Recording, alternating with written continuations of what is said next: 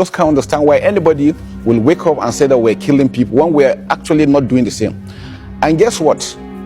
Where the Giwa barracks you were talking about, we have all the humanitarian agencies working there. You have the UN working, local and international organizations are working. Are we saying they are complicit? There is nothing we're doing in the back. So if they don't say it, which means Amnesty International is equal, and Amnesty is equally there. So which means they're equally accusing all these other organizations of being complicit.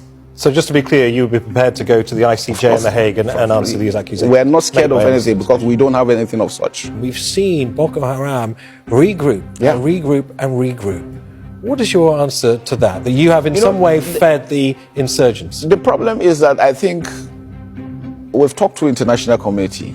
Let's find out the funding.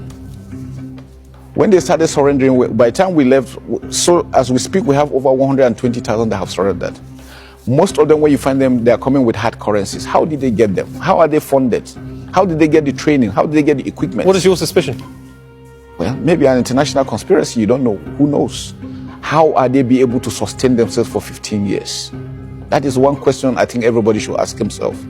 For Nigeria to be able to hold them, and you go to Nigeria, everything seems to be working well. You must have an idea. I mean, let's not talk about international conspiracy theories. Let's give some hard facts. Well, I just leave it at that.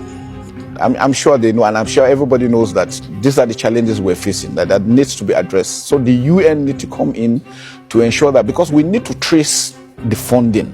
How are they sustaining themselves for 15 years? What does the UN coming in mean? What does that look like? Track the funding. It's international flow. We don't have control over that. Whose interest is it to see Nigeria destabilized?